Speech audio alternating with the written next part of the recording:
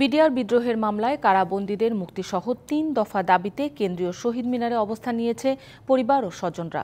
দাবি আদায়ের রাতভর শহীদ মিনারে অবস্থান নেন তারা। বলেন, বিচার ব্যবস্থায় প্রহসনের মাধ্যমে বিডিআর সদস্যদের কারাবন্দী করে রাখা হয়েছে। রাকিব, গণজমায়েতে কারা উপস্থিত আছেন আর আজ তো পিলখানা মামলার একটি রায় আছে, কি বলছেন বক্তারা?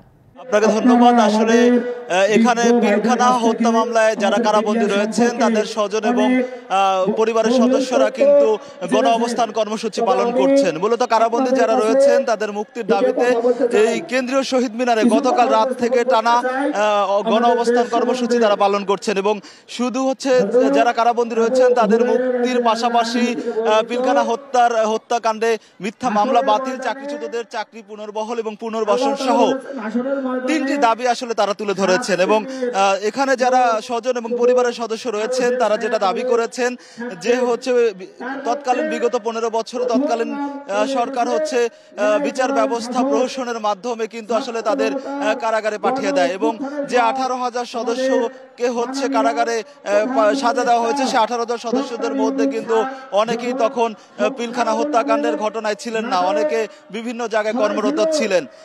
তো এখন এখানকার যে স্বজন এবং পরিবারের সদস্যরা সবার কিন্তু একটাই দাবি যে যারা কারাবন্দী রয়েছেন পিলখানা হত্যাকাণ্ডের ঘটনায় সবাইকে মুক্তি দিতে হবে।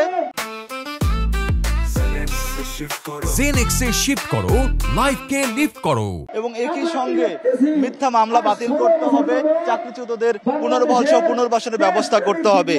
এই অবস্থান কর্মসূচিতে কিন্তু শুধু স্বজন এবং পরিবার নয়, এখানে যারা চাকরিচ্যুত সদস্য রয়েছেন বিডিআরের তারাও কিন্তু অবস্থান নিয়েছেন এবং তারাও তাদের সাথে সংগতি জানিয়েছেন।